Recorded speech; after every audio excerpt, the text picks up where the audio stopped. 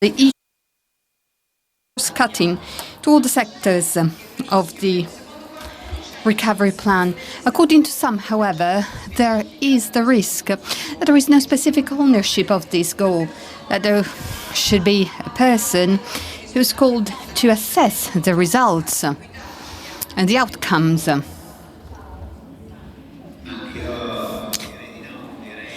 of this plan. Well, no, I think that the best guarantee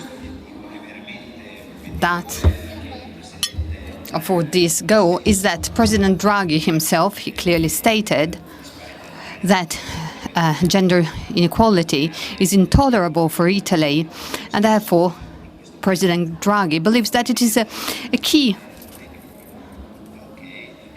goal for us. And also I work with the Minister Bonetti, who is in charge of this task, of this goal. She's in charge of making sure that women empowerment and the gender gap is fully addressed, because we know that if we invest in the digital world, the environment, and also in technology, well, we can reverse things. We're aware of that. We have a dedicated minister, and I think that we have the highest sponsorship possible.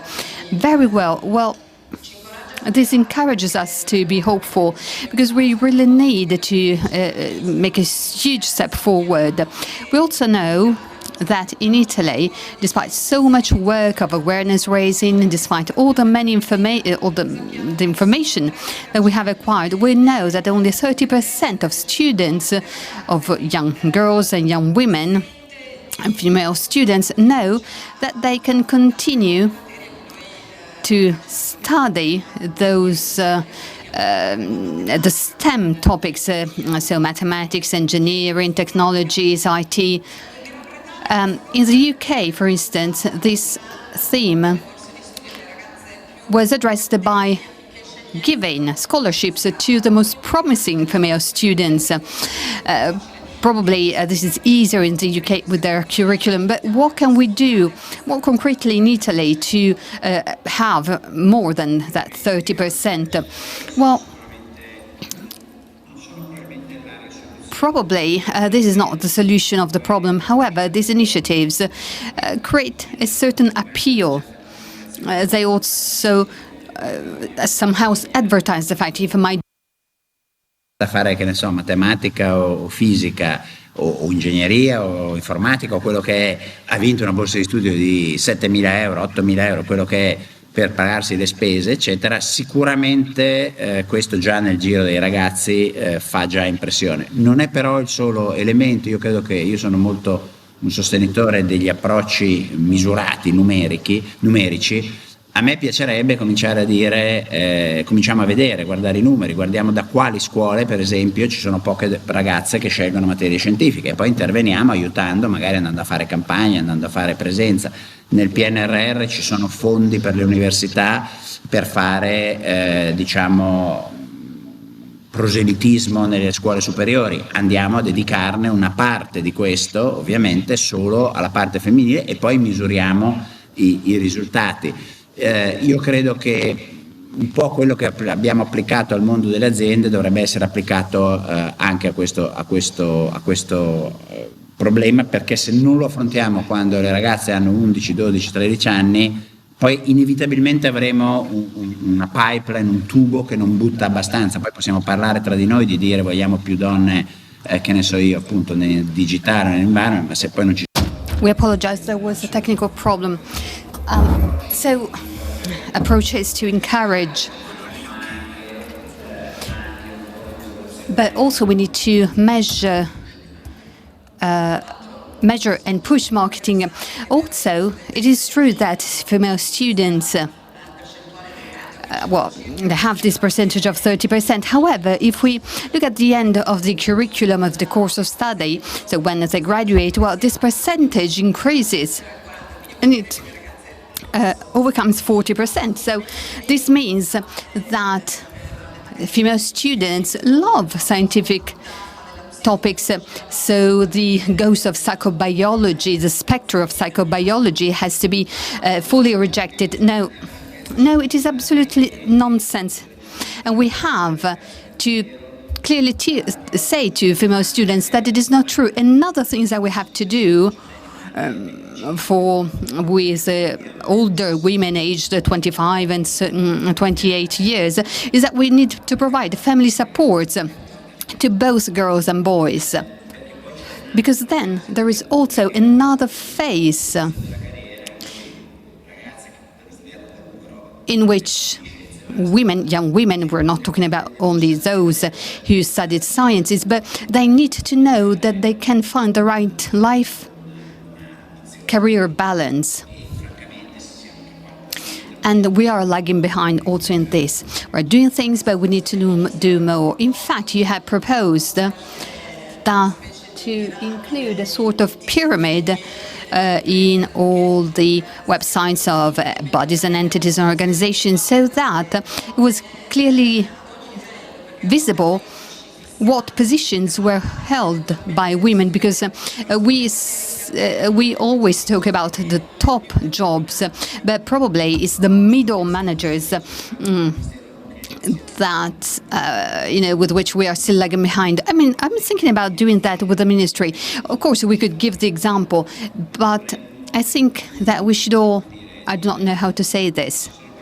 I mean, there are more or less 4 levels in all organizations. You have the top level, the executive, then the managerial, and then the executive level. The problem is between the executive and the managerial levels, in which there is a strong reduction of the presence of women in these organizations for family reasons, for also unconscious biases that somehow hamper the participation of women in the labor market. So I think that we need to start focusing on this, not because we wanted to, accuse anyone of anything, but simply because we have to raise awareness on this. I think that we should start from when girls are 12, 13, and then go on until when women are 30 to 35. And after that, I think that the situation could be,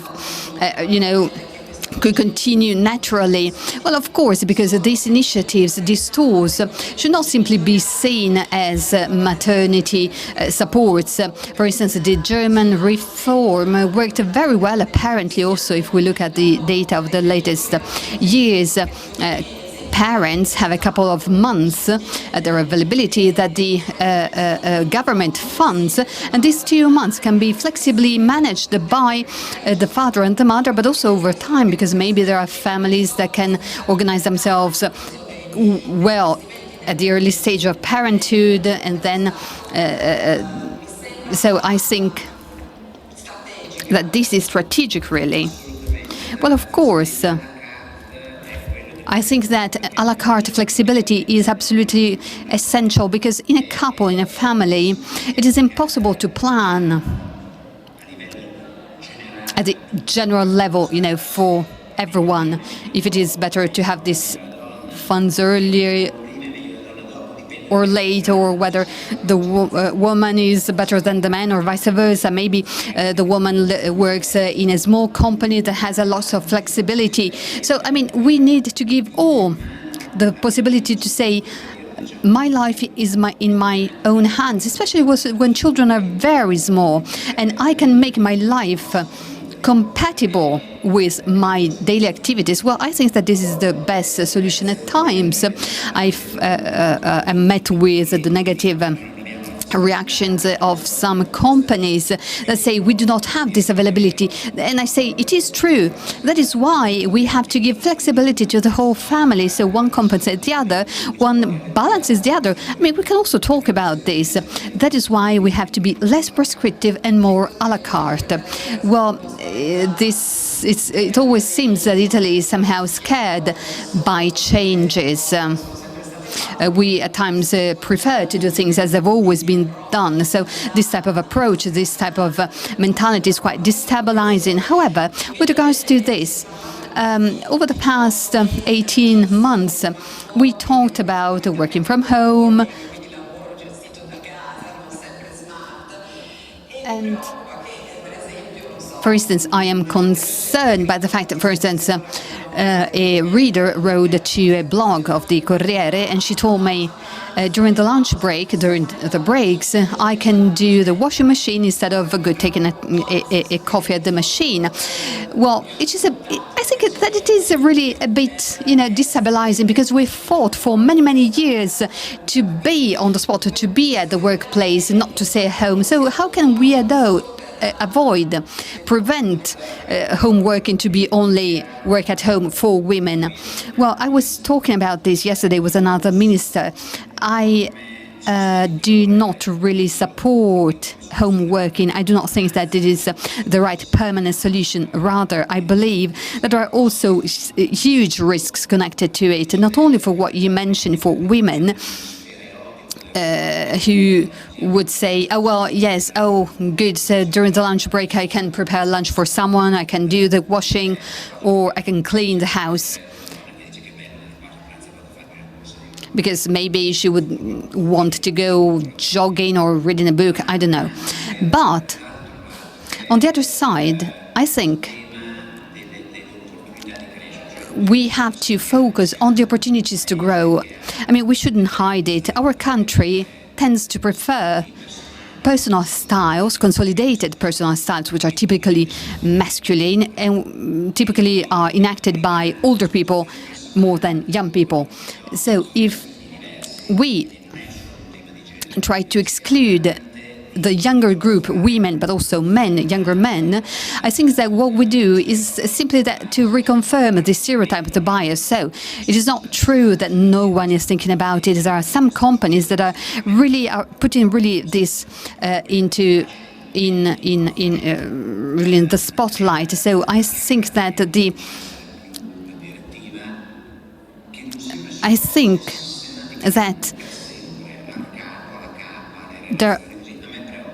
the fact that some workers are not exposed to their bosses, well, it is concerning to me, because they will not, have the possibility to grow.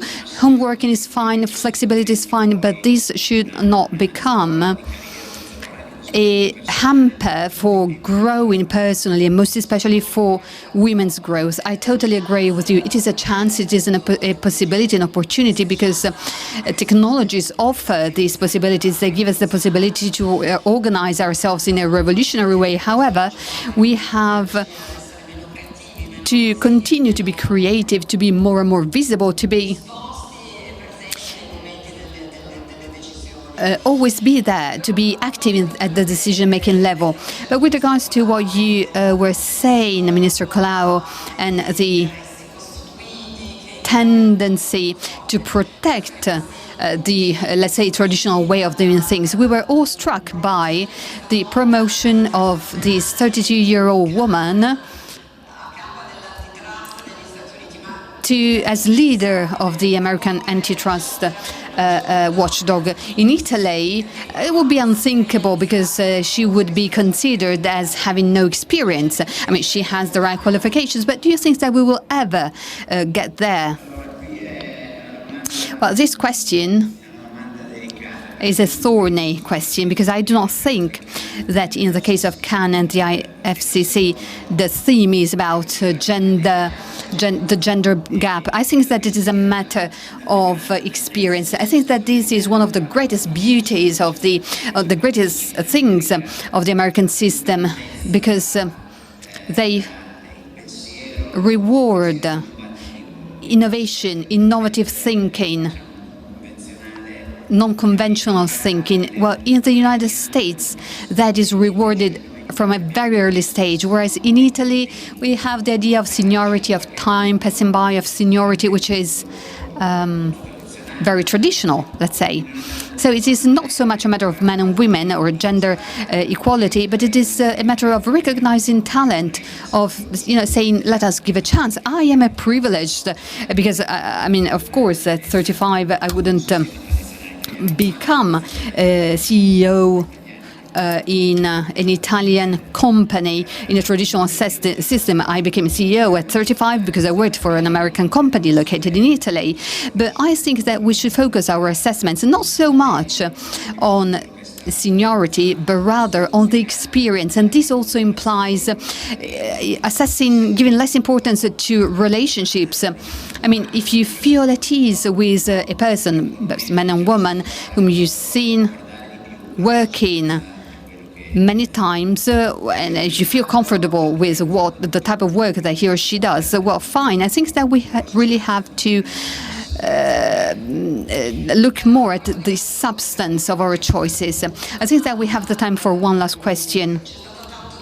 There was a huge debate in Italy years ago now on the introduction of the Go for Mosca law that imposes gender quotas that were called pink quotas, but they are gender quotas that tend to encourage the representation of women in the labor market. Now, the outcomes of that law are quite positive, because actually the companies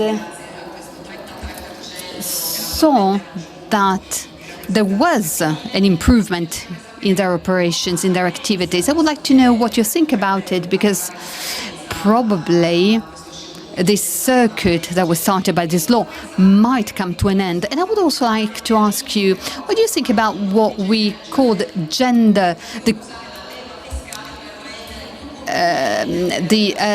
tax incentives for companies that hire more women or that promote women? This is a very good question. Now, with regards to the quotas of women's representation in boards of directors, well, I've always said that as there are many, many people that we can choose from, it is absurd not to have a goal, a target, which is 33, 40, 50%. I mean, when I set up my advisory board this year at the ministry, I said, well, 8 members, 4 men, 4 women. Of course, it is difficult in a technical field to find female experts, but in the end, if you look, you will find. And I have to say that we must continue to do that. I will say another couple of things. First of all, for all, not only for women, we have to introduce limits to overboarding. I mean, we have to make sure that it's not always the same women, not even the same men. When I established the committee for President Conte, we made a calculation. There are more men than women who sit on several boards of directors, because we have to open up to the others, to the new generations. So we would need to have a limit, for instance, listed companies maximum 2, and then you can work in non-listed companies. You can sit in the boards of non-listed companies, because that would be enriching for everyone. So I would extend, I do not know how, I would extend to non-listed companies the obligation to hire women, or to have women sit on their board of directors, but they are family-run companies. Well, find, I don't know, a cousin or someone else. Why cannot we extend inclusivity also outside of the non-listed world, companies world? It is more difficult, but it can be done. So I think that we have to make sure that it's not always the same people, both men and women, who are involved. When I see a man who sits on 8 boards of directors, I mean, he cannot have the time to sit on so many boards. It's not serious. With regards to the tax incentives, I do not call them pink tax incentives, because my daughter would kill me. No, also because she doesn't wear pink, so she doesn't like them being called pink, as the Italians call them. Well, if we want to support an industrial sector, and we say that we can reduce some taxes, if we want to encourage some types of incentives, if we wanted to encourage certain sectors, if we wanted to encourage female employment, why shouldn't we do that now together with the Minister Orlando? We're looking at some policies for digital training. We have 2 colleagues, a man and a woman, who are working on this. My ministry, well, one of the ideas is to say, well, maybe on the most technical digital things, let us try and give more incentives. If they hire women, this doesn't mean to discriminate. It simply means to help the society accelerate a certain process. So fundamentally, well, of course, this thing has to be well thought out, but I'm not against it. Let us also recall that these measures are defined timely and temporary. So they have a value because they are implemented in a critical situation, and then they finish when the situation has improved. But let us stop calling them pink quote rosa, because that is also derogatory. But it is so. I mean, language is very important, so we should stop using pink or blue, referring to men and women. Thank you, Minister Colao. I think that you said things that if we manage to implement all of them, I mean, we would change the world, we would change Italy, and the lives of women and the lives of men alike. Thank you.